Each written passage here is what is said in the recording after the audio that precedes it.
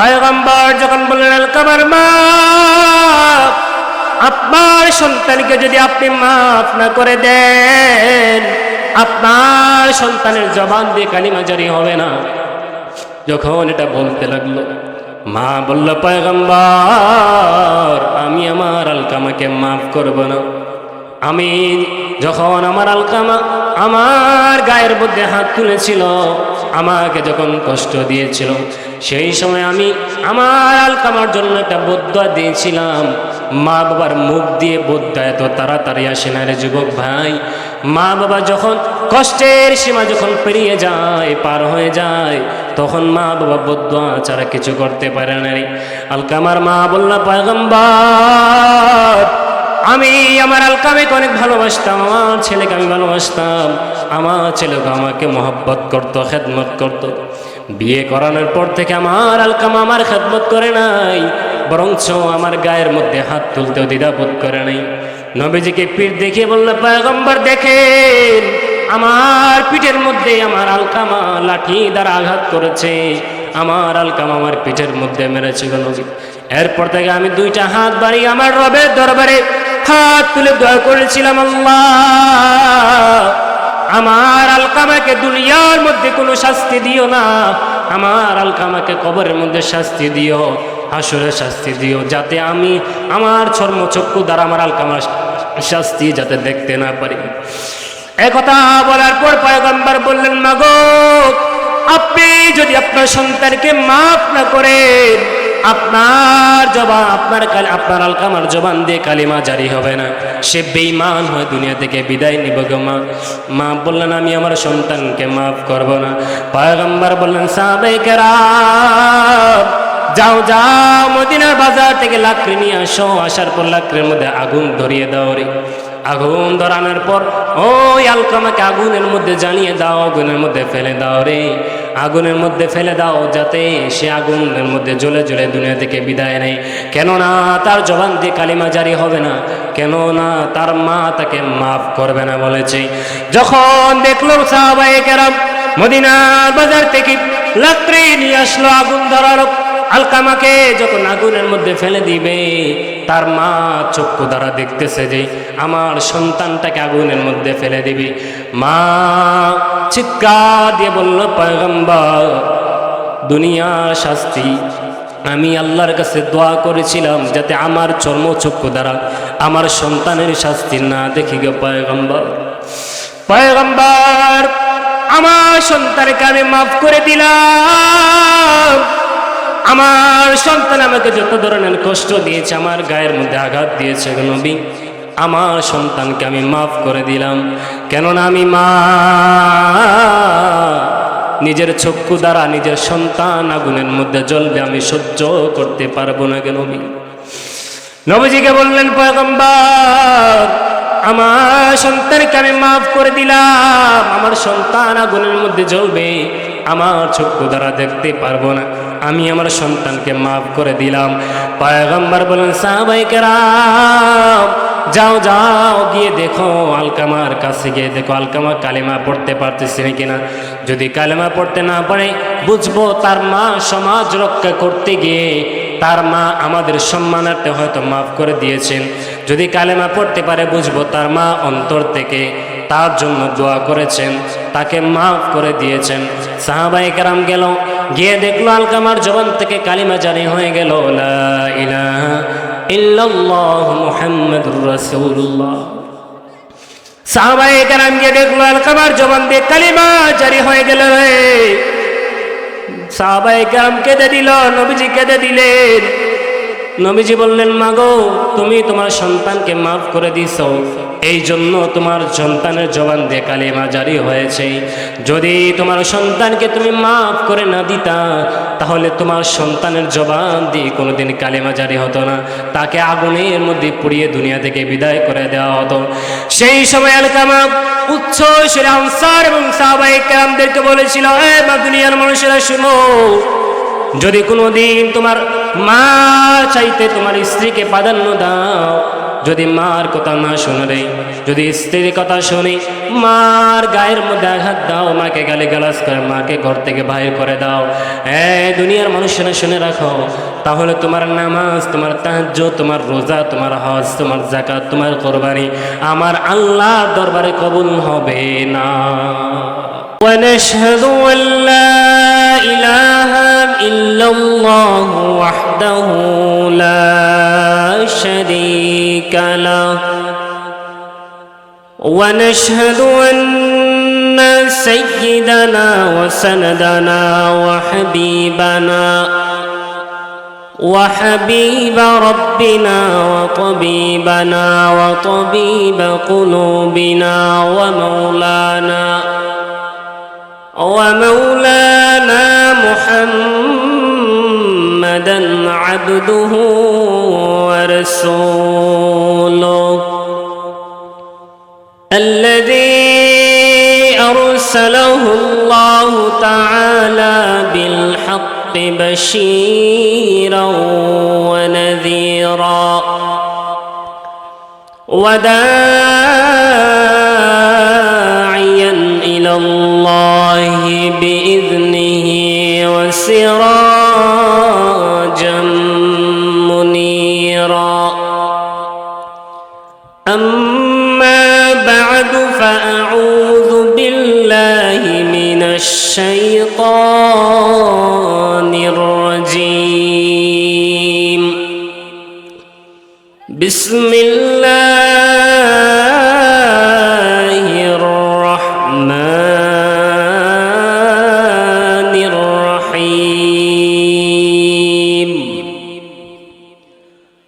وقضى ربك ألا تعبدوا إلا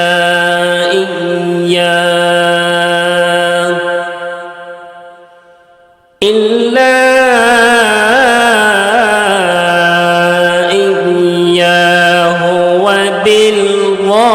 وبالوالدين إحسانا.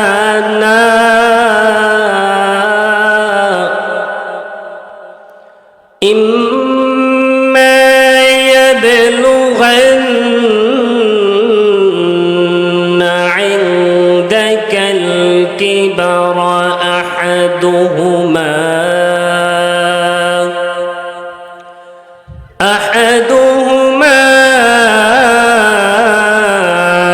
أو كلاهما فلا تقل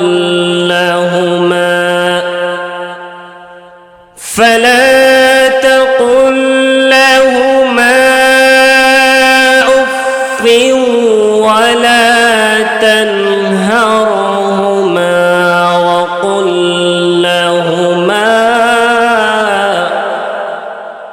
وقل لهما قولا كريما.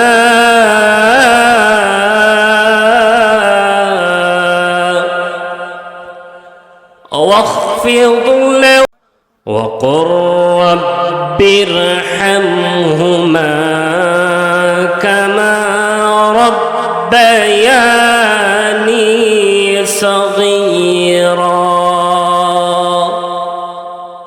قال رسول الله صلى الله عليه وسلم: لا طاعة لمخلوق في معصية الخالق. وقال النبي عليه الصلاة والسلام: إن الله وملائكته يصلون على النبي يا أيها الذين آمنوا صلوا عليه وسلموا تسليما.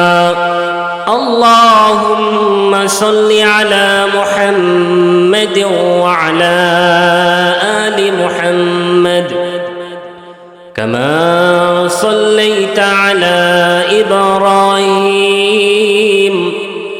وعلى آل إبراهيم إنك حميد مجيد اللهم بارك على محمد وعلى آل محمد كما باركت على إبراهيم وعلى آل إبراهيم إنك حميد مجيد صدق الله مولانا العظيم وصدق رسوله النبي الحبيب الكريم ونحن على ذلك من الشاهدين والشاكرين والذاكرين والحمد لله رب العالمين الحمد لله বাহের ছড় যুব সমাজের উদ্যোগে আজকের এই ৬৩তম বার্ষিক ইসলামী মহাসম্মেলনে উপস্থিত আজকের এই ইসলামী মহাসম্মেলনের সভাপতি মোহাম্মদ বাদশাহ মিয়া সাহেব, বিশিষ্ট মুরব্বী বাহের গ্রাম। আমার পূর্বে আলোচনা করেছেন হযরত মাওলানা কারি আশিকুর রহমান সাহেব এবং মাওলানা মুফতি হাবিবুর রহমান সাহেব। আল্লাহ তাআলা হযরতদের ইলমে আমলে বারাকা দান করুন, আমিন। সময় সংক্ষিপ্ত, এই সংক্ষিপ্ত সময়ের ভিতরে আমি যে আয়াতে কারিমা তেলাওয়াত করেছি, এই আয়াতে কারিমা এবং রাসূল আকরাম সাল্লাল্লাহু আলাইহি ওয়াসাল্লামের অমীয় বাণী হাদিস শরীফ থেকে ছোট্ট একটা হাদিস পেশ করেছি। এই কোরআনের আয়াত এবং হাদিসকে সামনে রেখে সংক্ষিপ্ত আকারে কিছু কথা বলার চেষ্টা করব। ওয়া মা তাওফীকি ইল্লা বিল্লাহ। সম্মানিত হাজিরিন, আমরা সর্বপ্রথম আল্লাহ রাব্বুল আলামিনের শুকরিয়া জানাই যে মহান মানিব আপনাকে আমাকে দুনিয়ার সমস্ত ঝামেলা শেষ করে, বিভিন্ন ধরনের ব্যস্ততা শেষ করে, যে আল্লাহ পাক রব্বুল আলামিন আপনাকে আমাকে এই কোরআনের বাগানে আসার মতো বসার মতো তৌফিক দিয়েছেন, এই জন্য সকলে মনের আবেগ উজাড় করে অবনত চিত্তে সেই মহান রবের কালিমাতুশ শুকর আদায় করি। উচ্চস্বরে সবাই বলি আলহামদুলিল্লাহ। সাথে সাথে এখান থেকে লক্ষ্য করে দুরূদ ও সালাম জানাই আকায়ে নামদার তাজদারি মদিনা মুহাম্মদ রাসূলুল্লাহ সাল্লাল্লাহু আলাইহি ওয়াসাল্লামের দরবারে। প্রিয় হাজিরিন, আমি আপনাদের সামনে সূরাতুল বনী ইসরাঈলের 23 নম্বর আয়াত তেলাওয়াত করেছি। এই আয়াতের আলোকে আমি কিছু কথা বলার চেষ্টা করব। এই আয়াতে আল্লাহ তাআলা দুইটা দিক উল্লেখ করেছেন, দুইটা বিষয়ের আলোকপাত করেছেন। একটা হলো আল্লাহ তাআলার হক, আরেকটা হলো মা বাবার হক। একটা আল্লাহ তাআলার হক, আরেকটা হলো মা বাবার হক। এই দুইটা বিষয় এই আয়াতে কারিমার মধ্যে আল্লাহ তাআলা আলোকপাত করেছেন। ইনশাআল্লাহ এই আয়াতের আলোকে কিছু কথা বলার চেষ্টা করব। আমি আপনি দুনিয়ার মধ্যে এসেছি মা বাবার মাধ্যমে। আল্লাহ তাআলা প্রথমে আমাদের আদি পিতা আদম আলাইহিস সালামকে সরাসরি সৃষ্টি করেছেন মাটি দ্বারা। তারপর থেকে যত মানুষ দুনিয়া এসেছে এদেরকে আল্লাহ তাআলা সরাসরি মাটি দ্বারা বানায় নাই, এদেরকে আল্লাহ তাআলা বানিয়েছেন, অর্থাৎ আমাদেরকে আল্লাহ তাআলা বানিয়েছেন কিভাবে? আল্লাহ তাআলা বানিয়েছেন এভাবেই যে আপনি আমি মা বাবার অর্থাৎ ঔরসের মাধ্যমে এসেছে দুনিয়ার মধ্যে। অর্থাৎ আল্লাহ তাআলা সরাসরি আপনাকে আমাকে মাটি দ্বারা এখন বানায় নাই, এক ফোঁটা নাপাক পানি থেকে আপনি আমি সৃষ্টি হয়েছে। আল্লাহ তাআলা এক ফোঁটা নাপাক পানি থেকে আপনাকে আমাকে সৃষ্টি করেছেন। তো যে মা বাবা আপনাকে আমাকে দুনিয়ার মুখ দেখালেন, এই মা বাবার শুকরিয়া আদায় করার দরকার আছে না নাই? অবশ্যই আছে। এটাও হাদিসের মধ্যে রাসূল বলেন যে তোমরা মা বাবার শুকরিয়া আদায় করো। শুধুমাত্র আল্লাহ শুকরিয়া না, মা বাবার শুকরিয়া আদায় করার দরকার। তো এই মা বাবা আপনাকে আমাকে দুনিয়ার মধ্যে দুনিয়ার মুখ দেখাইছেন, দুনিয়ায় কিভাবে চলতে হয়, কিভাবে কথা বলতে হয়, কে কোনটা ভালো কোনটা মন্দ, কিভাবে আমরা হাঁটা শিখেছি,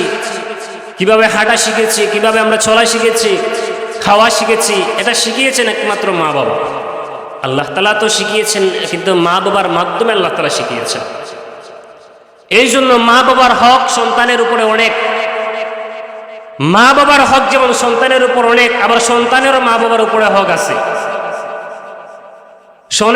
অনেক মানুষ আছে যারা মা বাবার হক আদায় করে না। অনেক ধরনের প্রশ্ন করে থাকেন যে আমি বৃদ্ধ হলাম, তার মা বৃদ্ধ হলো, কিন্তু আমার সন্তান আমাকে দেখে না, আমার খেদমত করে না, অর্থাৎ আমাদের দেখাশোনা করে না। তো এর আগে আমি প্রশ্ন করি, যদি কোনো মানুষ মা বাবার খেদমত করে, দেখবেন ওই মা বাবা কিন্তু ওই সন্তানটাকে আদর্শ সন্তান রূপে গড়ে তুলেছে বিদায় যে এই সন্তানটা মা বাবার খেদমত করে। অর্থাৎ মা বাবা যতটুকু হক আছে সন্তান, এই যে সন্তান, আল্লাহ সন্তান জন্ম দিলে কিন্তু মা বাবা হওয়া যায় না। একটা কুকুরও কিন্তু সন্তান জন্ম দেয়, একটা গরুও কিন্তু বাচ্চা জন্ম দেয়, সবাই কিন্তু সন্তান জন্ম দেয়। কিন্তু সন্তান জন্ম দিলেই বাবা হওয়া যায় না, সন্তান জন্ম দিলেই মা হওয়া যায় না। সন্তানকে যতদিন পর্যন্ত না আপনি ইসলামী শিক্ষা শিক্ষিত করবেন, যতদিন না পর্যন্ত তাকে আদর্শ রূপে গড়ে না তুলবেন, সেই সন্তানটা সুসন্তানে পরিণত হবে না, কুসন্তানে পরিণত হবে।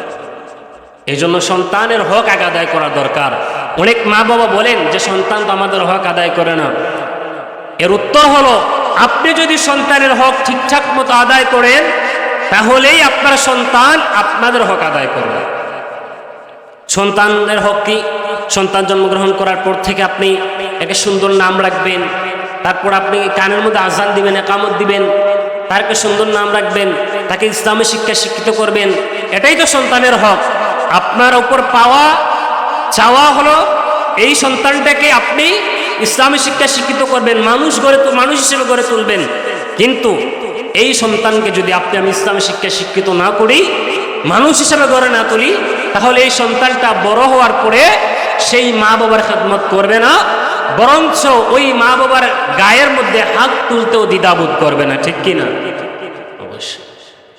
অনেক অভিযোগ করে যে আমার সন্তান আমাকে দেখে না, বৃদ্ধ হয়েছি, আমাকে খাওয়ায় না, আমাকে পড়ায় না। এর একমাত্র জবাব হলো, আপনি আপনার সন্তানকে আদর্শ রূপে গড়ে তুলতে পারেন না। এই জন্য সন্তানটাকে আপনি আদর্শ রূপে গড়ে তুলবেন। এই সন্তানটাকে যদি আপনি ইসলামী শিক্ষায় শিক্ষিত করেন, এই সন্তানটাকে যদি আপনি ভালো মানুষ হিসেবে গড়ে তোলেন, সন্তানকে যদি আপনি কোরআন শিক্ষা দেন, সন্তানকে যদি আপনি হাদিস শিক্ষা দেন, রাসূলের আদর্শ শিক্ষা দেন, ওই সন্তানটা কোনোদিনও আপনার অবাধ্যচরণ করবে না। এই জন্য সন্তানটাকে আপনি কোরআন হাদিস শিক্ষা দিতে হবে। সন্তান জন্ম দিলেই বাবা হওয়া যায় না, সন্তান জন্ম দিলেই মা হওয়া যায় না। সন্তানকে আপনি যে সময় আদর্শ রূপে গড়ে তুলতে পারবেন, কোরআন হাদিস শিক্ষা দিয়ে তাকে তিল তিল করে বড় করবেন, সেই সময় সন্তানটা আপনার সুসন্তানে পরিণত হবে, নতুবা কুসন্তানই থাকবে। এই জন্য সন্তানের হক আদায় করার দরকার। এই সন্তানের হক যদি আমি আদায় না করি, তাহলে সন্তান বড় হওয়ার পরেও আপনার আমারও হক আদায় করবে না। এই জন্য আল্লাহ তাআলা আমার তেলাওয়াতকৃত আয়াতের মধ্যে আল্লাহ তাআলা জানিয়ে দেন, আল্লাহ তাআলা বলেন, আমার হক এবং বান্দার হক অর্থাৎ মা বাবার হকের সম্পর্কে আয়াত আমি নাযিল করে দিলাম।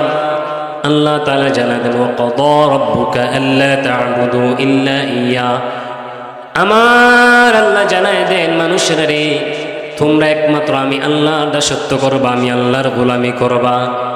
আমি আল্লাহর গোলামি করার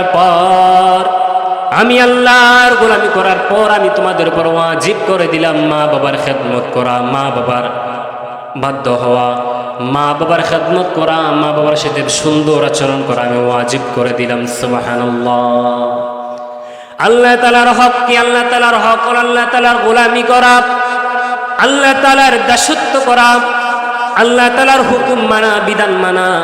এই বিধান অনুযায়ী যদি আপনি আমি জীবন পরিচালনা করতে পারি, এই বিধান অনুযায়ী যদি আপনি আপনার আমার জীবন পরিচালনা করতে পারি, ব্যক্তিগত জীবন, সামাজিক জীবন, রাষ্ট্রীয় জীবন, আন্তর্জাতিক জীবন, অর্থনৈতিক জীবন, যদি আপনি আমি সেই বিধান দ্বারা, আল্লাহ তাআলার বিধান অর্থাৎ কোরআন দ্বারা যদি জীবন পরিচালনা করতে পারি, তাহলে আল্লাহ তাআলার জান্নাতে যাওয়া সম্ভব, নতুবা কখনো সম্ভব হবে না।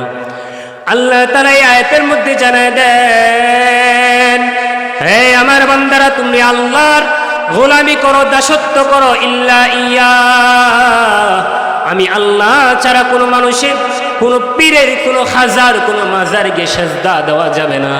একমাত্র আমি আল্লাহর কুদরতি পায়ের মধ্যে সেজদা দেওয়ার জন্য তোমার কপাল বানাইলাম। আল্লাহ তাআলার হকের পর আল্লাহ তাআলা মা বাবার হকের কথা আলোচনা করেছেন। কি পরিমাণ দাম দিলে আল্লাহ তাআলার হকের পর সাথে সাথেই মা বাবার হকের কথা আলোচনা করেন। সাহাবায়ে কেরাম নবীজির কাছে জিজ্ঞাসা করে বললেন, পয়গম্বর, আপনার কাছে একটা প্রশ্ন করি। পয়গম্বর বললেন, কি প্রশ্ন বলো? সাহাবায়ে কেরাম বললেন, পয়গম্বর, আমার কাছ থেকে সবচেয়ে সুন্দর আচরণ পাওয়ার, সবচেয়ে ভালো আচরণ পাওয়ার, সবচেয়ে উত্তম আচরণ পাওয়ার যোগ্য কে? পয়গম্বর জানাই দিলেন, তোমার মা। সাহাবী আবার জিজ্ঞাসা করলো, পয়গম্বর, এরপরে আমার কাছ থেকে সুন্দর আচরণ পাওয়ার যোগ্য কে? আবার পয়গম্বর জানাই দিলেন, তোমার মা। আবার সাহাবী জিজ্ঞাসা করলো, পয়গম্বর, এরপরে সবচেয়ে সুন্দর আচরণ পাওয়ার যোগ্য কে? আবার পয়গম্বর জানাই দিলেন, তোমার মা। তিনবার মায়ের কথা বলেছেন। চতুর্থবার যখন পয়গম্বরকে প্রশ্ন করা হলো, তারপর কার হক বেশি? পয়গম্বর জবাব দিলেন, তারপর হচ্ছে তোমার বাবার হক। তিনবার মায়ের কথা বলেছেন, একবার বাবার কথা বলেছেন।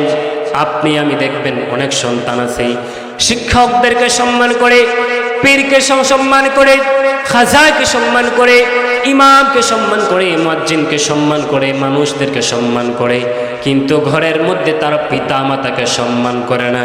এমন কুলাঙ্গার সন্তান আছে না নাই? অবশ্যই আছে। দেখবেন অনেকে শিক্ষকদেরকে তাজিম করতে করতে একেবারে সেজদা দিয়ে ফেলে।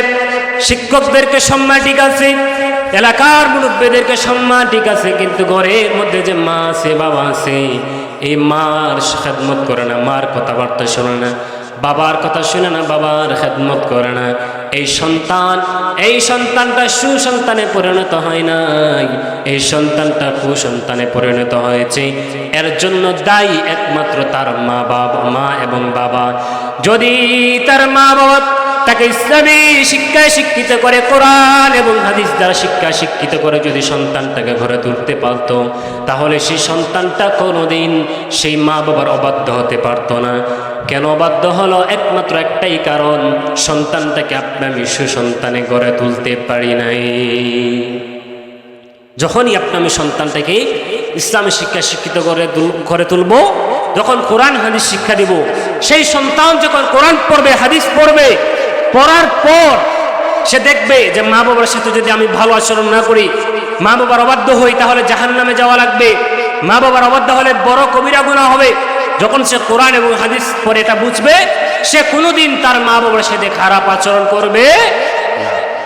তাহলে সন্তানটাকে আমি কোরআন শিক্ষা দেই না, মাদ্রাসায় পাঠাই না, সব দুনিয়াবী শিক্ষায় শিক্ষিত করি, LLB পাস করাই, SSC পাস করাই, মাস্টার্স পাস করাই, সব দুনিয়াবী শিক্ষায় শিক্ষিত করাই, কিন্তু কোরআন পড়াই না, হাদিস পড়াই না, হাদিসের শিক্ষা দেই না, কোরআনের শিক্ষা দেই না, কিভাবে কোরআন পড়তে হয় সন্তানটাকে সেই শিক্ষা দেই না। এই জন্যই সন্তান বড় হওয়ার পর সেই সন্তান মা বাবার খেদমত করে না। এই সন্তানটাকে যখন আপনি মাদ্রাসায় দিবেন, মাদ্রাসায় দেওয়ার পর যখন সন্তান দোয়া শিখবে, রব্বিরহামহুমা কামা রব্বায়ানি সগীরা, যখন সন্তানই দোয়া শিখবে, এই সন্তানটা আপনি মরে যাওয়ার পরেও যতদিন জীবিত থাকবে ততদিন কবরের পাশে গিয়ে দাঁড়িয়ে এই দোয়া করবে। কিন্তু যদি আমি সন্তানটাকে কোরআন শিক্ষা দেই না, হাদিস শিক্ষা দেই না, ইসলামী শিক্ষায় শিক্ষিত করি না। সন্তান কোনোদিন কবরের পাড়ে গিয়ে দোয়া করবে না, বরঞ্চ হুজুরকে 100 টাকা দিয়ে বলবে, হুজুর আমার মা বাবার জন্য দোয়া কইরেন। এখন প্রশ্ন হলো, হুজুরকে আপনি যত লক্ষ লক্ষ টাকা দেন, যত কোটি কোটি টাকা দেন, যতই আপনি মহব্বত করেন, আর হুজুর যতই কবরের পাশে গিয়ে দাঁড়িয়ে কান্নাকাটি করে দোয়া করে, হুজুরের দোয়া কবুল হবে এর গ্যারান্টি কেউ দিতে পারবে না। কিন্তু পয়গম্বর জানায় দেন, এ আমার উম্মতেরা শুনে রাখো, যদি তোমার মা বাবা মারা যাওয়ার পর তুমি তোমার মা বাবার কবরের পারে দাঁড়িয়ে, কবরের পাশে দাঁড়িয়ে যদি সূরাতুল ইখলাস 3 বার পরে তোমার মা বাবার জন্য তুমি দোয়া করো, সাথে সাথে তোমার মা বাবার কবরগুলোকে জান্নাতের বাগান বানিয়ে দেওয়া হয়। সুবহানাল্লাহ। কিন্তু কেউ বলতে পারবে না যে হুজুরকে দিয়ে দোয়া করালে, মসজিদের ইমামকে দিয়ে দোয়া করালে, মসজিদের মুয়াজ্জিন সাহেবকে দিয়ে দোয়া করালে, আলেমদেরকে দিয়ে দোয়া করালে কেউ গ্যারান্টি দিতে পারবে না যে এই দোয়া কবুল হবে, আল্লাহর দরবারে মঞ্জুর হবে, কেউ গ্যারান্টি দিতে পারবে না। কিন্তু কোনোদিন যদি কোনো সন্তান সে কোরআন পড়ে নাই, হাদিস পড়ে নাই, কিন্তু রব্বিরহামহুমা কামা রব্বায়ানি সগীরা এই দোয়াটুকু পাঠ করতে পারে, এই দোয়াই যদি কবরের পাড়ে গিয়ে দাঁড়িয়ে দোয়া করে, আল্লাহ আমার মা বাবাকে মাফ করে দাও, পয়গম্বর বলেন সাথে সাথে তার মা বাবার কবরগুলোকে জান্নাতের বাগান বানিয়ে দেওয়া হয়। সুবহানাল্লাহ। এই হলো মা বাবার জন্য দোয়া করা। সবাই তো হুজুরকে দিয়ে দোয়া করাই, সবাই তো আমাদেরকে দিয়ে দোয়া করান, এটা করবেন না। নিজে নিজে দোয়া করেন, নিজের আব্বা আম্মার জন্য নিজে দোয়া করেন, দেখবেন এই দোয়া আল্লাহ তাআলা ফিরিয়ে দিবেন। আপনাদের সামনে যে আয়াতে কারিমা তেলাওয়াত করলাম, এই আয়াতে কারিমার মধ্যে আল্লাহ তাআলার হকের পরে মা বাবার হকের কথা বলেছেন। কি বলেছেন এটাও শুনে রাখুন। আল্লাহ তাআলা বলেন, ওয়াবিল ওয়ালিদাইনি ইহসানা, আমি আল্লাহ আদেশ করে দিলাম বান্দারে, তোমরা তোমার মা বাবার সাথে সুন্দর আচরণ করো, ভালো আচরণ করো, কোনোদিন মা বাবার অবাধ্য হয় না। আজকে অনেক যুবক সন্তান আছে মা বাবার খেদমত করে না, মা বাবার সাথে ভালো আচরণ করে না, বরঞ্চ মা বাবার সাথে খারাপ আচরণ করে। এই সন্তান কানটা খারাপ করে শুনে নাও, যতই নামাজ পড়ো, রোজা রাখো, হজ করো, যাকাত দাও, যদি তোমার মা বাবা তোমার উপরে অসন্তুষ্ট হন, যদি তোমার মা বাবা তোমার উপরে যদি বেজার হন, নারাজ হন, তোমার ইবাদত আল্লাহর দরবারে কোনোদিন গ্রান্টেড কবুল হবে না। এজন্য মা বাবার খেদমত করার দরকার আছে না নাই? অবশ্যই আছে। আজকের যুবক পোলাপাইন কি করে? মা বাবার খেদমত করে না। মা যদি বলে ডানে যাও, সে যায় বামে। মা বাবা যদি বলে বাজারে যাও, সে যায় মাজারে। মোবাইল একটা নিয়ে সে ব্যস্ত। দেখবেন অনেক যুবকেরা, এখন তো খেলার যুগ, পাবজির যুগ, ফ্রি ফায়ার নাকি এটা খেলা, এগুলা নিয়ে বসে থাকে। মা বলে এখানে যাও, মার কথা শুনে না। বাবা বলে বাজারে যাও, বাবার কথা শুনে না। এই সন্তান যে খারাপ হয়েছে, এই সন্তান যে লাইন ছেড়েছে, এর জন্য দায়ী একমাত্র মা এবং বাবা। কেন? এই মা এবং বাবা সন্তানটাকে সে আদর্শ সন্তান হিসেবে গড়ে তুলতে পারে নাই। এই জন্য আপনার উপরে যেমন সন্তানের হক আছে, সন্তানের উপরে আপনার হক আছে। কেমন? সন্তানের হক আগে আদায় করতে হবে। সন্তানের জন্মগ্রহণ করার পর, ভূমিষ্ঠ হওয়ার পর তার ডান কানে আজান, বাম কানে কামা, তারপরে সুন্দর একটা নাম রাখা, তাকে ইসলামী শিক্ষায় শিক্ষিত করা, কোরআন পড়ানো, হাদিস পড়ানো, সবকিছু শিক্ষা দেওয়া। এগুলা শিক্ষা না দিয়ে আপনি আমি দুনিয়াবী শিক্ষা শিক্ষিত করার কারণে এই যুবক সন্তানেরা, এই যুবক মেয়েরাই, এই যুবক ছেলেরাই আজকে মা বাবার অবাধ্য হয়। ঠিক কিনা? অবশ্যই এই রোগটা সব জায়গায় আছে। আল্লাহ রাব্বুল আলামিন জানায় দেন, হাবিব আপনি আপনার উম্মতদেরকে জানায় দেন, আপনার উম্মত যেন তার আব্বা আম্মার সাথে সুন্দর আচরণ করে। যদি সুন্দর আচরণ না করে, যদি ভালো আচরণ না করে, তাহলে তার কোনো ইবাদত আমি আল্লাহর দরবারে কবুল হবে না। আল্লাহ তাআলা সুন্দর করে জানায় দেন, ওয়াবিল ওয়ালিদাইনি ইহসানা। আল্লাহ তাআলা জানায় দেন, হাবিব আপনার উম্মতদেরকে জানায় দেন, যাদের মা বাবা আছে তারা যেন তার মা বাবার সাথে সুন্দর আচরণ করে, ভালো আচরণ করে। এরপর আল্লাহ তাআলা জানায় দেন, ইম্মা ইয়াবলুগান্না ইনদাকাল কিবারা আহাদুহুমা আও কিলাহুমা। এই মানুষেরা শুনে নাও, তোমাদের মা বাবা যদি জীবিত থাকে অথবা দুজনের একজন যদি জীবিত থাকে, তাহলে এই মা বাবার খেদমত করো, মা বাবাকে রাজি খুশি করাও। পয়গম্বর হাদিসের মধ্যে জানায় দেন, কেউ যদি তার মা বাবাকে পেয়ে দুনিয়া থেকে জান্নাতের টিকিট নিতে না পারে, যদি সে জান্নাতি হতে না পারে, তার চেয়ে দুর্ভাগ্যবান কেউ হতে পারে না। কেউ যদি তার মা অথবা বাবাকে জীবিত পায়, কেউ যদি তার মা অথবা বাবাকে জীবিত পায় আর এই মা অথবা বাবার খেদমত করে যদি সে জান্নাত কামাই করতে না পারে, তাহলে তার চেয়ে হতভাগ্য, তার চেয়ে দুর্ভাগ্যবান ব্যক্তি আর দুনিয়ার বুকে কেউ হতে পারে না। এই জন্য আল্লাহ তাআলা জানায় দেন, ইম্মা ইয়াবলুগান্না ইনদাকাল কিবারা আহাদুহুমা আও কিলাহুমা। আয় আল্লাহ রাব্বুল আলামিন, আল্লাহ সুন্দর করে জানায় দেন, বান্দারে তোমাদেরকে আমি জানিয়ে দিলাম, তোমাদেরকে আমি এটাই জানিয়ে দিলাম, তোমাদের মাতা অথবা পিতা অথবা দুজনের একজন যদি তোমরা জীবিত পাও, তারা যখন বৃদ্ধ হয়ে যাবে, ফালা তাকুল লাহুমা উফ, তোমরা কোনোদিন মা বাবাকে উফ শব্দটা বলবা না। মা বাবা কাজের পর কাজ দিবে, অর্ডারের পর অর্ডার করবে, মা বাবা একটু পর একটু কাজ দিবে, একটার পর একটা পারমিশন দিবে। এই জন্য মা বাবার উপর রাগান্বিত হয়ে কষ্ট পেয়ে কোনোদিন উফ শব্দটা বলিও না। অনেক যুবক সন্তান আছে, মা বাবা যখন কোনো কাজের কথা বলে, সে কোনোদিনই কাজ করতে পারে না। সে বলে আমার টাইম নাই, আমার সময় নাই। সে বলে আমি বাজারে যাব, সে বলবে আমি অমুক জায়গায় যাব, সে বলবে আমি বন্ধুদের আড্ডায় থাকবো, সে বলবে আমি মোবাইল নিয়ে ব্যস্ত। কিন্তু একটা যুবক সন্তান বলে না যে আমার মা বাবা সবচাইতে বড়। আমার মা বাবা যদি দুনিয়া আল্লাহ রাব্বুল আলামিনের হকের পর, যে হকের কথা বলেছেন মা বাবার হক, দুনিয়া আল্লাহ রাব্বুল আলামিনের হকের পর আল্লাহ তাআলা ওয়াজিব করে দিয়েছেন মা বাবার কথাবার্তা শোনা। আল্লাহ রাব্বুল আলামিনের ইবাদতের পরে আল্লাহ তাআলা ওয়াজিব করে দিয়েছেন মা বাবার কথা শোনা। আর যুবক সন্তানরা মা বাবার কথা না শুনে উল্টা দিকে দৌড়ায়। এই জন্য দায়ী আমি বলবো তার মা এবং বাবা।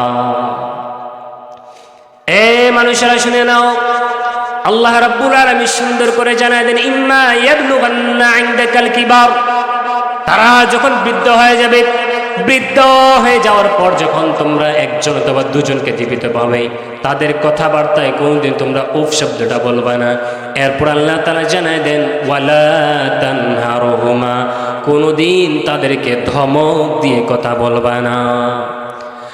অনেক যুবক সন্তান আছে মা বাবার হক আদায় করে না, মা বাবার সাথে খারাপ আচরণ করে, মা বাবাকে ধমক দিয়ে কথা বলে।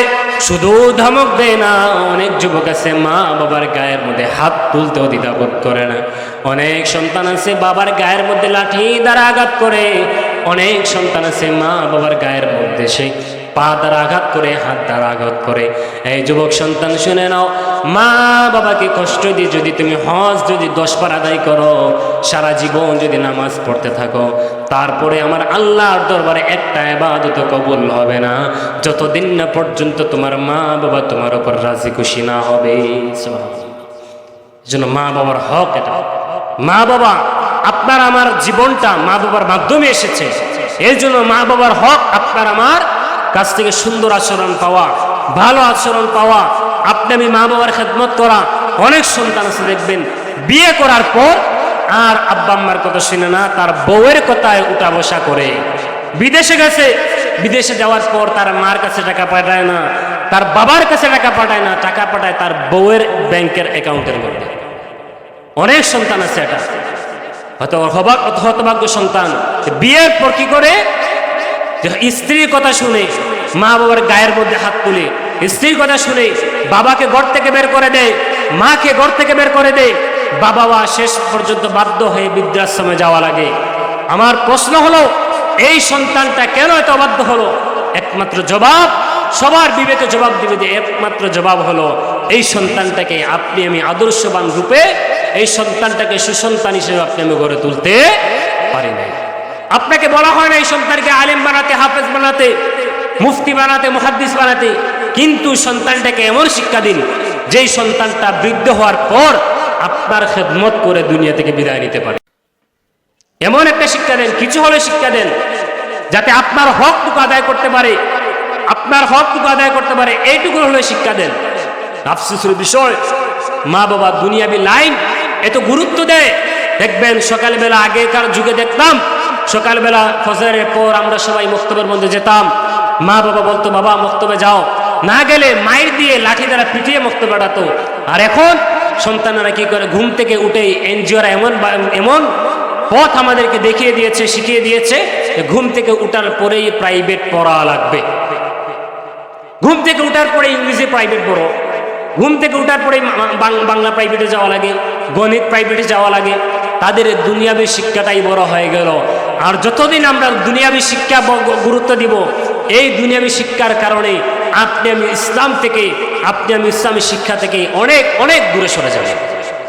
এই জন্য আগে ইসলামী শিক্ষা শিক্ষিত করুন। প্রত্যেকটা মুমিন মুসলমানের উপর ইসলামী শিক্ষা অর্জন করা ফরজ, দ্বীনের জ্ঞান অর্জন করা ফরজ। এটা তো জানে না, জানলেও অনেকে মানে না। এজন্য সন্তানটাকে ইসলামী শিক্ষা শিক্ষিত করুন, সন্তানটাকে মানুষ বানান।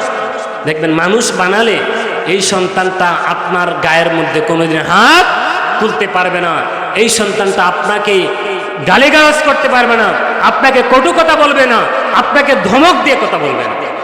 বলার কারণই হলো আপনি আমি সন্তানটাকে আদর্শ রূপে গড়ে তুলতে পারি নাই।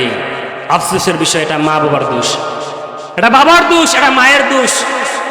মা কেন তাকে সে ইসলামী শিক্ষা শিক্ষিত করে নাই, বাবা কেন তাকে ইসলামী শিক্ষা শিক্ষিত করে নাই, এই দুইজনের দোষ। যদি এরা এটা করতো তাহলে সন্তান বিপদে যেত না, জাহান্নামের পথে যেত না। এজন্য ইসলামী শিক্ষায় শিক্ষিত করবে। ইসলামী শিক্ষায় শিক্ষিত না করলে এই সন্তানটা আপনার খেদমত করবে না, বরং আপনার গায়ের মধ্যে হাত তুলতে দ্বিধাবোধ করবে না।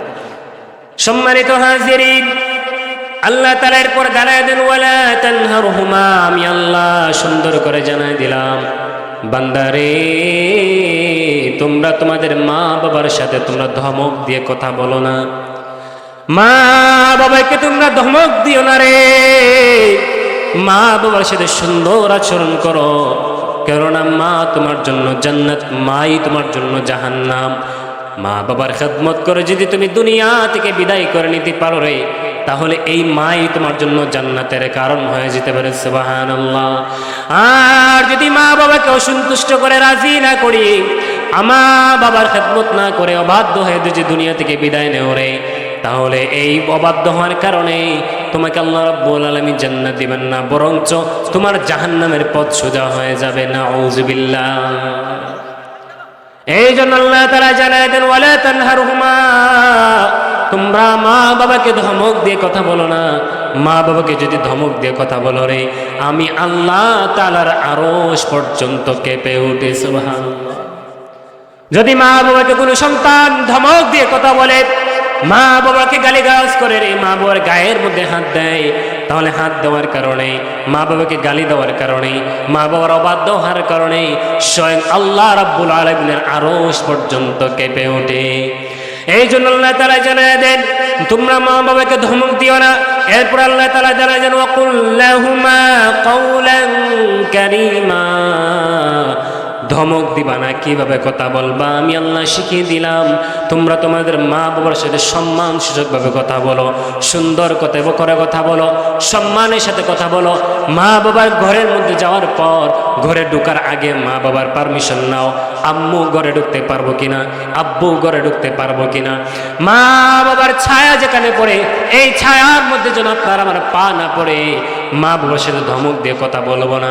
আল্লাহ তাআলা জানায় দেন কিভাবে কথা বলবো, ওয়াকুল লাহুমা কাওলান কারীমা, সুন্দর করে সম্মান সূচক বাড়বে, আম্মু বলে আপনি বলে সম্বোধন করে আপনি আমি মা বাবার সাথে কথা বলবো।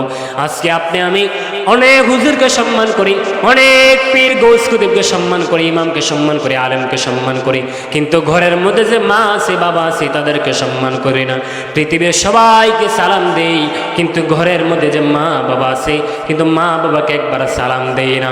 অনেক যুবক সন্তান আছে, তাদেরকে যখন জিজ্ঞাসা করা হয় তোমার মাকে কেন সালাম দেও না, বাবাকে কেন সালাম দেও না, যুবকের জবাব আসে মাকে সালাম দিতে নাকি লজ্জা করে, বাবাকে সালাম দিতে নাকি লজ্জা করে। যুবক ভাই, মাকে সালাম দিতে কেন লজ্জা? মাকে সালাম দিবেন, বাবাকে সালাম দিবেন, হুজুরকে যেভাবে সালাম দেন মা এবং বাবাকেও সেইভাবে সালাম দিতে হবে। কেউ যদি কোনো সন্তান যদি মা বাবার সেই চেহারার দিকে, মায়ের চেহারার দিকে নেকি নিয়ে তাকায়, নেক সুরতে তাকায়, রহমতের নজরে তাকায়, আল্লাহর নবী জানায় দেন ওই সন্তানের আমলের মধ্যে আল্লাহ তাআলা একটা কবুল হজের সওয়াব দিয়ে দেন। সুবহানাল্লাহ। কোন সন্তান যদি মা বাবার চেহারার দিকে একবার তাকায়, আল্লাহ রাসূল জানায় দেন, তাহলে ওই সন্তানের আমলের মধ্যে আল্লাহ তাআলা একটা কবুল হজের সওয়াব দিয়ে দেন। মা বাবার খেদমত করা লাগবে। মা বাবার খেদমত না করে যদি আপনি আমি দুনিয়া থেকে বিদায় নেই, দুনিয়াও বিফল, আখিরাতও বিফল। একটা ঘটনা আপনাদেরকে শোনাই। আল্লাহর নবী সাহাবী আলকামা রাদিয়াল্লাহু তাআলা আনহু, জবরদস্ত একজন সাহাবী, আল্লাহ রাসূল সাল্লাল্লাহু আলাইহি সাল্লামের একজন প্রিয় সাহাবী। আলকামা যখন মরণের সময় হয়ে গেল, যখন আজরাইল কাছে আসলো, আজরাইল আসার পর যখন তার মরণের সময় হয়ে গেল, জানটা দেহ থেকে প্রাণটা বের হয়ে যাবে, সেই কঠিন মুহূর্তের মধ্যে কালিমা তালকিন দিচ্ছে তার স্ত্রী, তার বউ তাকে কালিমা তালকিন দিচ্ছে, কিন্তু সে কালিমা পড়তে পারতেছে না। কয়েকবার কালিমা তালকিন দিল, কিন্তু আলকামার জবান দিয়ে কালিমা তালকিন হয় না রে, আলকামার জবান দিয়ে কালিমা তালকিন হয় না। স্ত্রী খবর পৌঁছালো পয়গম্বরের কাছে, পয়গম্বর আপনার সাহাবী আলকামার জবান দিয়ে কালিমা জারি হয় না, অত্যন্ত অসুস্থ, অত্যন্ত অসুস্থ, মারাত্মক অসুস্থ আপনার আলকামা। নবীজি সাহাবায়ে কেরামদেরকে পাঠালেন, বেলালকে পাঠালেন, আবু বকরকে পাঠালেন, আরো কয়েকজন সাহাবীকে পাঠালেন। হ্যাঁ সাহাবীরা, যাও যাও আমার আলকামাকে গিয়ে দেখে আসো, আলকামার জবান থেকে কেন কালিমা জারি হয় না রে, যাও যাও আমার আলকামাকে কালিমা তালকিন দাও রে। সাহাবায়ে কেরাম কয়েকজন চলে গেলেন আলকামার বাড়ির মধ্যে, গিয়ে বললেন রে, হে আমার আলকামা। আলকামার কানের কাছে গিয়ে সাহাবায়ে কেরাম কয়েকজন সাহাবী মিলে কালিমা তালকিন দিচ্ছেন, লা ইলাহা ইল্লাল্লাহ, কিন্তু কালেমা পড়তে পারতেছেন আলকামা, আলকামার জবান দিয়ে কালিমা জারি হয় না। আবার খবর পৌঁছালো পয়গম্বর আলকামার জবান দিয়ে কালিমা জারি হয় না রে। পয়গম্বর সাহাবায়ে কেরামদেরকে জবাব দিলেন, রে ও সাহাবায়ে কেরাম, তোমরা খোঁজ খবর নাও আলকামার মা কি দুনিয়ার মধ্যে বেঁচে আছে, তোমরা খোঁজ নাও আলকামার বাবা কি দুনিয়ার মধ্যে আছে। সাহাবায়ে কেরাম খোঁজ লাগালেন। সাহাবায়ে কেরাম পয়গম্বরকে বলেন, পয়গম্বর আপনার আলকামার বাবা দুনিয়ার মধ্যে নাই, ছোটবেলায় তার বাবা দুনিয়া থেকে বিদায় নিয়ে নিয়েছে, কিন্তু তার বৃদ্ধ মা দুনিয়ার মধ্যে বেঁচে আছে। নবীজি বললেন, সাহাবা যাও যাও আলকামার মাকে আমার দরবারে হাজিরা দিতে বলো, নতুবা আমি বিশ্বনবী আলকামার মায়ের দরবারে হাজিরা দিব। কয়েকজন সাহাবী বেলাল রাদিয়াল্লাহু তাআলা আলকামার মায়ের কাছে গিয়ে বললেন, হে আলকামার মা, বৃদ্ধ মা, আপনাকে নবীজি ডেকেছেন নবীজির দরবারে হাজিরা দেওয়ার জন্য, নতুবা আপনি যদি না যান তাহলে বিশ্ব নবী আপনার দরবারে হাজিরা দিবেন। আলকামার মা বললেন, নবীজি আমার দরবারে আসা লাগবে না রে, আমি নবীজির দরবারে গিয়ে হাজিরা দিব। আলকামার মা নবীজির দরবারে গিয়ে হাজিরা দিলেন, নবীজিকে সালাম দিলেন, আসসালাতু ওয়াসসালামু আলাইকা ইয়া রাসূলুল্লাহ, নবীজি আপনার দরবারে হাজির, বলুন কি হয়েছে। নবীজি বললেন, আলকামার মা রে, আমি তোমাকে যা যা প্রশ্ন করব তুমি সঠিক সঠিক উত্তর দিবে, সত্যি সত্যি উত্তর দিবে। আলকামার মা বললেন, পয়গম্বর আপনি তো সাইয়্যিদুল মুরসালিন, আশরাফুল আম্বিয়া, আপনি তো দু জাহানের সরদার, আপনার সামনে দিয়ে আমার জবান দিয়ে মিথ্যা কথা আসবে না গো নবী, আপনি যা বলবেন আমি সত্যি সত্যি উত্তর দিব। নবীজি বললেন, আলকামার মা গো, ও বৃদ্ধ মা, তোমার আলকামার চরিত্র কেমন ছিল? প্রথম প্রশ্ন আমার, তোমার আলকামার সম্পর্কে বলো। পয়গম্বর যখন প্রশ্ন করবেন, আলকামার মারে তোমার সন্তানের চরিত্র সম্পর্কে বলো। আলকামার মা জবাব দিল, আমার সন্তানের কোনো নামাজ কমতি ছিল না, সেও একক নামাজ বাদ দিত না, তা সে রোজা বাদ দিত না, সে ইবাদত বন্দেগী বাদ দিত না, সে কোনো ধরনের ইবাদত বাদ দিত না, হজ আদায় করেছে, রোজা বাদ দিত না, সে কোনোদিন নামাজ কাজা করে নাই, তাহাজ্জুদও কাজা করে নাই, সে অনেক আমলওয়ালা। নবীজি বললেন, তাহলে সে কেন কালেমা পড়তে পারতেছে না?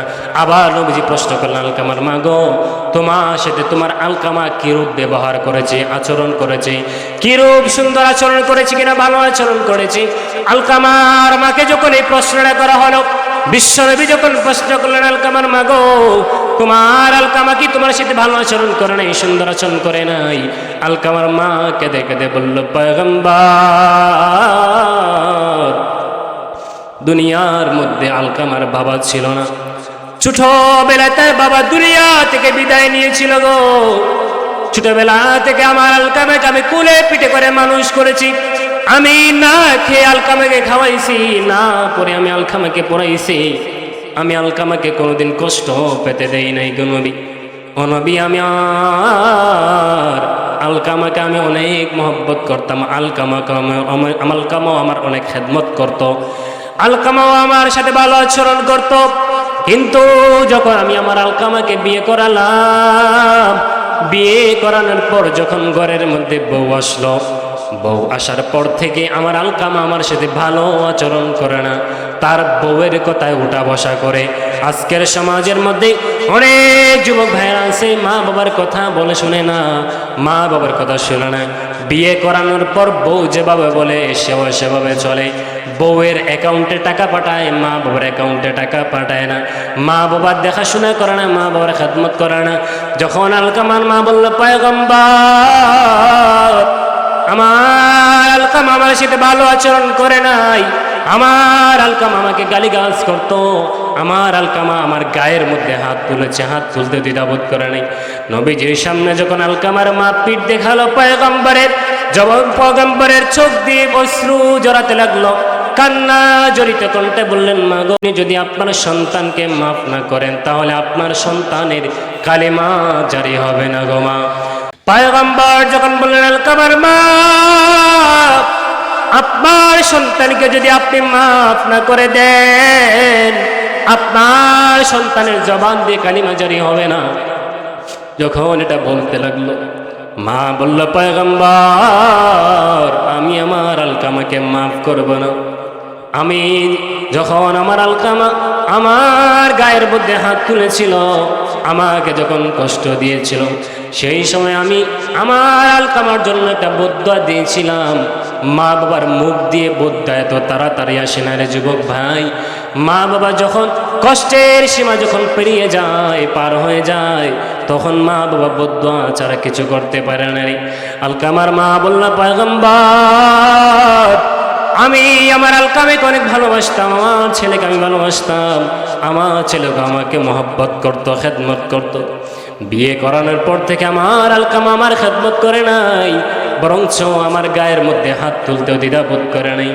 নবীজিকে পিঠ দেখিয়ে বলল, পয়গম্বর দেখেন, আমার পিঠের মধ্যে আমার আলকামা লাঠি দ্বারা আঘাত করেছে, আমার আলকামা আমার পিঠের মধ্যে মেরেছে গো নবী।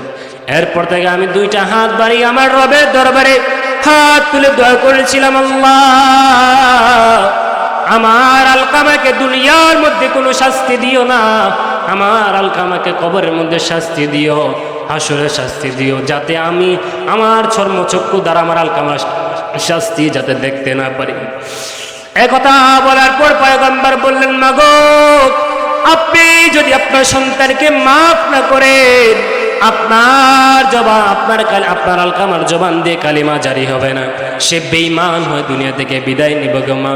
মা বললেন, আমি আমার সন্তানকে মাফ করব না।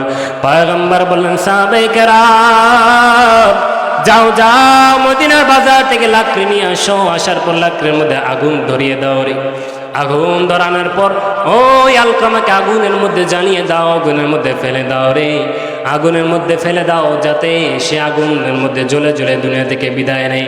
কেননা তার জবান দিয়ে কালিমা জারি হবে না, কেননা তার মা তাকে মাফ করবে না বলেছে।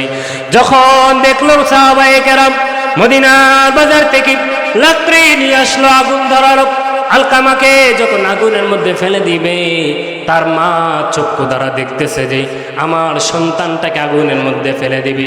মা চিৎকার দিয়ে বলল, পয়গম্বর, দুনিয়ার শাস্তি আমি আল্লাহর কাছে দোয়া করেছিলাম যাতে আমার চর্মচক্ষু দ্বারা আমার সন্তানের শাস্তি না দেখি গো পয়গম্বর।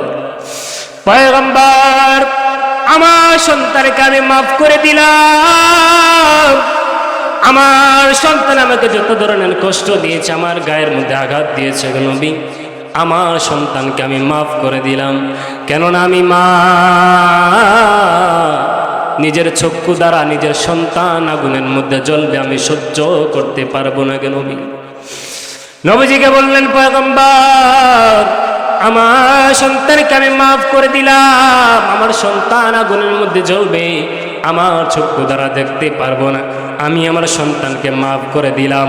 পয়গম্বর বলেন, সাহাবায়ে কেরাম যাও যাও গিয়ে দেখো, আলকামার কাছে গিয়ে দেখো আলকামা কালেমা পড়তে পারতেছে কিনা। যদি কালেমা পড়তে না পারে বুঝবো তার মা সমাজ রক্ষা করতে গিয়ে তার মা আমাদের সম্মানার্থে হয়তো মাফ করে দিয়েছেন। যদি কালেমা পড়তে পারে বুঝবো তার মা অন্তর থেকে তার জন্য দোয়া করেছেন, তাকে মাফ করে দিয়েছেন। সাহাবায়ে কেরাম গেল, গিয়ে দেখলো আলকামার জবান থেকে কালিমা জারি হয়ে গেল, লা ইলাহা ইল্লাল্লাহ মুহাম্মাদুর রাসূলুল্লাহ। সাহাবায়ে কেরাম গিয়ে দেখলো আলকামার জবান দিয়ে কালিমা জারি হয়ে গেল। সাহাবায়ে কেরাম কেঁদে দিল, নবীজি কেঁদে দিলেন। নবীজি বললেন, মাগো তুমি তোমার সন্তানকে মাফ করে দিছো, এই জন্য তোমার সন্তানের জবান দিয়ে কালিমা জারি হয়েছে। যদি তোমার সন্তানকে তুমি মাফ করে না দিতা তাহলে তোমার সন্তানের জবান দিয়ে কোনোদিন কালিমা জারি হতো না, তাকে আগুনের মধ্যে পুড়িয়ে দুনিয়া থেকে বিদায় করে দেওয়া হতো।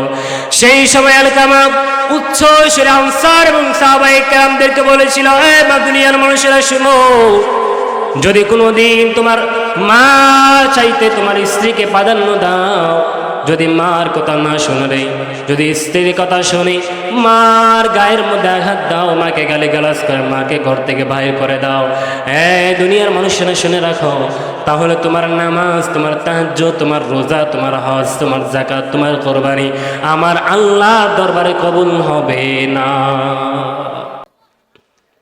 সেই দিন আলকামা বলেছিল, সেই দিন বলেছিল আলকামা, যদি তোমার মা বাবার সাথে সুন্দর আচরণ না করো রে, ভালো আচরণ না করো, স্ত্রীর কথায় যদি তোমার মাকে ঘর থেকে বাহির করে দাও, ঘর থেকে যদি বাহির করে দাও, মায়ের শরীরের উপর যদি আঘাত করো রে, মা বরদাস্ত করতে পারবে না।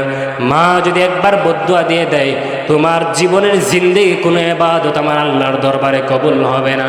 এই জন্য পয়গম্বর জানায় দেন, কয়েক শ্রেণীর মানুষের জন্য আল্লাহ রাব্বুল আলামিন জান্নাত হারাম করে দিয়েছেন। এক শ্রেণীর মানুষ হলো রে, কোন শ্রেণীর মানুষ? যারা পিতা মাতার অবাধ্য সন্তান। এই জন্য পিতা মাতার অবাধ্য যারা হবেন, পিতা মাতার কথা যারা শুনবেন না, পিতা মাতার ডানে চললে আপনি বায়ে চলবেন, এই জীবন দিয়ে আপনার কোনো ফায়দা নেই, ইবাদত দিয়ে আপনার কোনো লাভ হবে না, নামাজ দিয়ে আপনার কোনো কাজ হবে না। আপনার মা যদি আপনার উপরে বেজার হয়ে যায়, আপনার মা যদি আপনার উপরে নারাজ হয়ে যায়, আপনার নামাজ কোনো কাজে আসবে না, আপনার তাহাজ্জুদ কোনো কাজে আসবে না, আপনার রোজা কোনো কাজে আসবে না, আপনার হজ কোনো কাজে আসবে না, আপনার কুরবানি কোনো কাজে আসবে না, কোনো ধরনের ইবাদত আমার আল্লাহর দরবারে কবুল হবে না যতক্ষণ না পর্যন্ত আপনার মা আপনার উপরে রাজি খুশি না হয়ে যাবেন। এই জন্য আমার আল্লাহ জানায় দেন, ওয়ালা তানহারহুমা, তোমরা কোনোদিন তোমার পিতামাতার সাথে ধমক দিয়ে কথা বলবে না।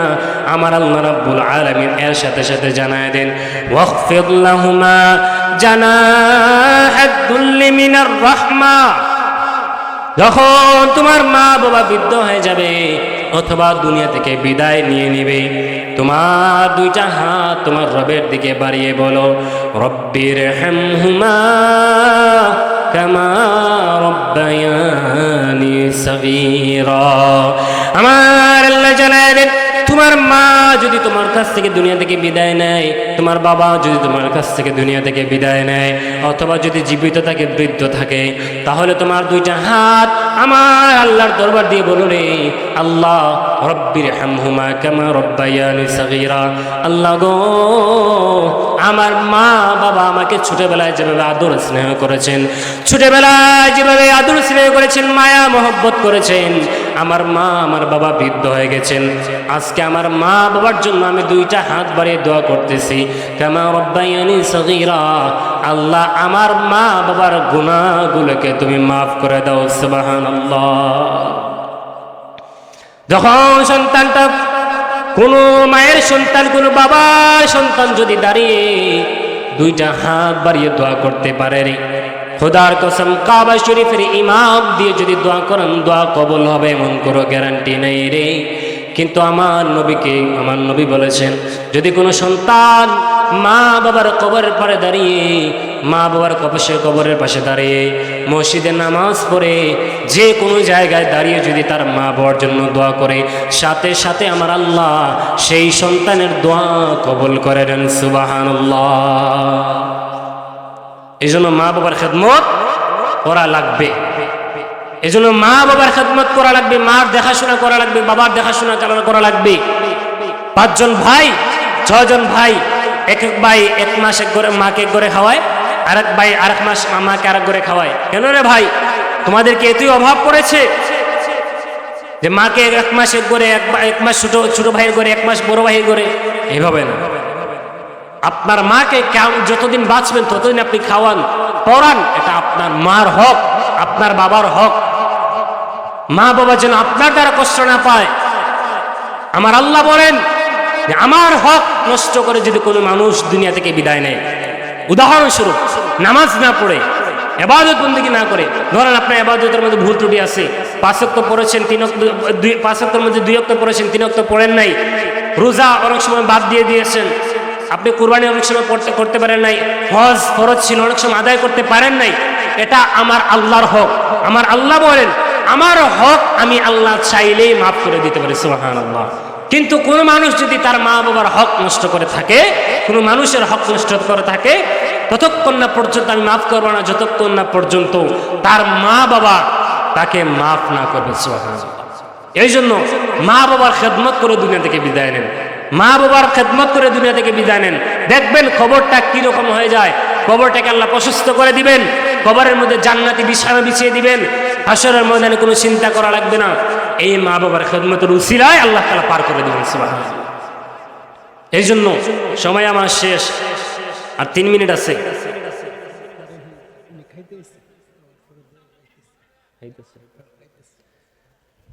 তো যেটা বলতেছিলাম, এই যে মা বাবার খেদমত করে দুনিয়া থেকে বিদায় নেন, দেখবেন আমার আল্লাহ রাব্বুল আলামিন কিয়ামতের ময়দানে কিভাবে পার করে দেয়। এই মা বাবার মাধ্যমে দুনিয়াতে এসেছি, কিভাবে মাকে কষ্ট দেন, কিভাবে বাবাকে কষ্ট দেন। কোনোদিন মাকে কষ্ট দিবেন না, বাবাকে কষ্ট দিবেন না। মা যাতে আপনার আমার দ্বারা কোনোদিন কষ্ট পায় না, বাবা যাতে আপনার আমার দ্বারা কোনোদিন কষ্ট পায় না। যুবক ভাই যারা আছেন, যারা বিয়ে করেন নাই, শুনুন কান খাড়া করে, আজকে আপনার বাবাকে সম্মান করেন না, আপনার মাকে সম্মান করেন না, মার ইবাদত করেন না, বাবার ইবাদত করেন না। আপনি একদিন বাবা হতে হবে, আপনারও একদিন সন্তান হবে। এই সন্তান যখন আপনার সাথে খারাপ আচরণ করবে, তখন বুঝবেন যে বাবার সাথে সন্তান যখন খারাপ আচরণ করে কি রকম লাগে, কি রকম কষ্ট হয় যখন আপনি বাবা হবেন। যখন কোনো মেয়ে যখন মা হবে, তখন বুঝবে যে মা কি দাম। যখন কোনো ছেলে বাবা হবে, তখন বুঝবে বাবার কি দাম। এজন্য মা বাবার খেদমত করে দুনিয়া থেকে বিদায় নেন। আমার রাসূল বলেন যে আল্লাহ তাআলা সন্তুষ্টি চান। সবাই আমরা যারা বসেছি এখানে, সবাই আল্লাহ তাআলা সন্তুষ্টি চান। কিন্তু আল্লাহ তাআলা সন্তুষ্টি চাইতে হলে মা বাবাকে আগে রাজি খুশি করানো লাগবে। পয়গম্বর বলেন আব্বা আম্মা যদি সন্তুষ্ট হয়ে যান, স্বয়ং আমার আল্লাহ সন্তুষ্ট হয়ে যান। সুবহানাল্লাহ। আর যদি মা বাবা নারাজ হয়ে যান, আমার আল্লাহ রাব্বুল আলামিন আপনার উপরে নারাজ হয়ে যাবেন। এই জন্য মা বাবার খেদমত করে দুনিয়া থেকে বিদায় নেন। এই যে আয়াতে কারিমা তেলাওয়াত করলাম, আয়াতে কারিমার মধ্যে দোয়া আছে, রব্বিরহামহুমা, কত সুন্দর দোয়া, রব্বিরহামহুমা কামা রব্বায়ানি সগীরা। আল্লাহ, আমি যখন ছোট ছিলাম, ছোটবেলায় আমার মা কত স্নেহ করে আদর করে, শীতের সময় মা ঘুমিয়েছিল, যখন আমি প্রস্রাব করেছিলাম, পায়খানা করেছিলাম, আমার মা শীতের কাঁচা ঘুম নষ্ট করে আমাকে পরিষ্কার করিয়ে দিয়েছিলেন। আমি কান্না করেছিলাম, আমার মা ঘুমাতে পারে নাই। পেটের মধ্যে যখন ছিলাম, তখন পেটের মধ্যে আমরা শত শত লাথি দিয়েছি, তারপরেও মা আপনার আমার উপর বিরক্ত হয়ে যায় নাই। কেন বিরক্ত হয় নাই? যেটা সন্তানটা মানুষ হবে, তারপর সন্তানটা আমাকে খাওয়াবে, আমাকে পড়াবে, আমার খেদমত করবে। এই জন্যই মা বাবা আপনার আমার কাছ থেকে খুরমা পোলাও চায় না, মা বাবা আপনার আমার কাছ থেকে গরুর মাংস এগুলো চাইবে না।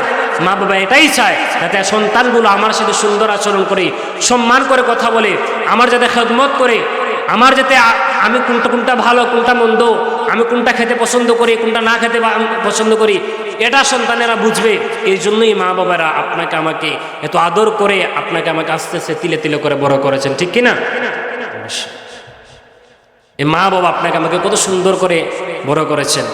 আর মার প্রতি বাবার প্রতি আমার একটাই অনুরোধ থাকবে, আপনার সন্তানকে আপনি দ্বীনি শিক্ষা শিক্ষিত করুন, আপনার সন্তানকে আপনি মাদ্রাসায় পড়ান, আপনার সন্তানকে আপনি কোরআন শিক্ষা দিন, আপনার সন্তানকে আপনি হাদিস শিক্ষা দিন।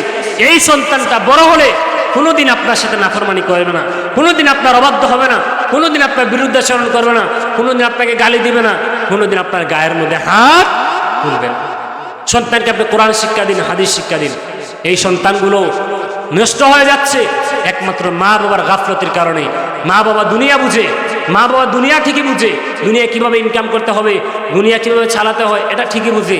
সন্তানটা কিভাবে সুন্দর রূপে আদর্শবান রূপে মানুষ গড়ে দুনিয়া থেকে বিদায় নিতে পারে এটা বুঝে না। সন্তানকে যদি একজন আলেম বানিয়ে নিতে পারে, সন্তানকে যদি একজন হাফেজ বানাতে পারে, সন্তানকে যদি একজন দ্বীনের দায়ী বানাতে পারে, সন্তান যতদিন পর্যন্ত থাকবে দুনিয়ার মধ্যে ততদিন পর্যন্ত তার জন্য দোয়া করবে, মার জন্য দোয়া করবে, বাবার জন্য দোয়া করবে। কিন্তু মাকে আমি বলতেছি, এই মার কাছে সবসময়, মার কাছে সবসময় মেয়েরা থাকে বেশি। অর্থাৎ এই মেয়েদেরকে আপনি কন্ট্রোল রাখবেন। আপনি যখন নামাজে দাঁড়াবেন মেয়েকে সাথে নিয়ে নামাজে দাঁড়াবেন, বাবা যখন মসজিদে আসবে সন্তানকে সাথে নিয়ে মসজিদে আসবে, তখন দেখবে সন্তানটা আদর্শবান রূপে গড়ে উঠবে। আর এই সন্তানটা যখন বড় হবে তখন আপনার হক বুঝবে, আপনার সাথে কোনোদিন নাফরমানি করবে। এই জন্য মা বাবার খেদমত করেন, মা বাবার সাথে ভালো আচরণ করেন। মা বাবা যাতে আপনার আমার দ্বারা কোনোদিন কষ্ট না পায়। মা বাবা কষ্ট পেলেই আপনার আমার জীবন বরবাদ, আপনার আমার জীবন বরবাদ, কোনো কিছু কাজে আসবে না। যুবক ভাইয়েরা ভালো করে কান করে বলে শুনুন, মা যেন কষ্ট না পায় আপনার দ্বারা, বাবা যেন কষ্ট না পায়। দুনিয়া যতদিন থাকবেন, মা বাবা যতদিন থাকবে দুনিয়ার মধ্যে ততদিনই মা বাবার খেদমত করে দুনিয়া থেকে বিদায় নেবে। এই মা সুন্দর করে আপনাকে আমাকে কত সুন্দর করে লালন করেছেন, পালন করেছেন রে। এই যুবক ভাইয়েরা একটু সুন্দর করে শুনুন রে ভাই, আপনিও তো একদিন বাবা হবেন। এই মেয়েরা, এই পর্দার অন্তরের মেয়েরা, আপনিও তো একদিন বাবা হবেন, আপনিও তো একদিন মা হবেন। আপনি যখন মা হবেন, একজন ছেলে যখন বাবা হবে, ঠিক সেই মুহূর্তে বুঝবে মা বাবার কি কদর, মার কত দাম, বাবার কত দাম। এই জন্য আমার আলোচনার সময় শেষ। আজকের এই মাহফিল থেকে ওয়াদাবদ্ধ হয়ে উঠুন, আর কোনোদিন মাকে কোনোদিন কষ্ট দিবেন না, আর কোনোদিন বাবাকে কষ্ট দিবেন না। যদি এটা ওয়াদাবদ্ধ হতে পারেন তাহলে আপনার আমার আল্লাহ আমার উপর, আপনার উপর রাজি খুশি হয়ে যাবেন। সুবহানাল্লাহ। এই জন্য আজকের এই মাহফিল থেকে আমার শেষ কথা, মাহফিল থেকে ওয়াদাবদ্ধ হয়ে উঠবেন, ওয়াদা করে উঠবেন। মাকে কষ্ট দিয়েছি, বাবাকে কষ্ট দিয়েছি, আজ মাহফিল শেষে মায়ের পায়ে ধরে কান্না করব, বাবার পায়ে ধরে গিয়ে কান্না করবো। মা বাবা অনেক দিন কষ্ট দিয়েছি, গালিগালাজ করেছি, আপনার সাথে আমি বেয়াদবিমূলক আচরণ করেছি, সালাম কালাম করি নাই। মা আজকে থেকে আমাকে মাফ করে দেন, বাবা আজকে থেকে আমাকে মাফ করে দেন। আর কোনোদিন আপনার সাথে আমি আপনার সাথে আমি খারাপ আচরণ করব না, আপনার নাফরমানি করব না, আপনার সাথে আপনাকে আমি কোনোদিন গালি দিব না, আপনার গায়ের মধ্যে হাত তুলব না, স্ত্রীর কথায় কোনোদিন আপনাকে কটু কথা বলবো না। যদি মার কাছে বাবার কাছে গিয়ে মাফ চাইতে পারেন, আমার আল্লাহ রাব্বুল আলামিন জীবনের সমস্ত গুনাহ মাফ করে দিবেন। সুবহানাল্লাহ।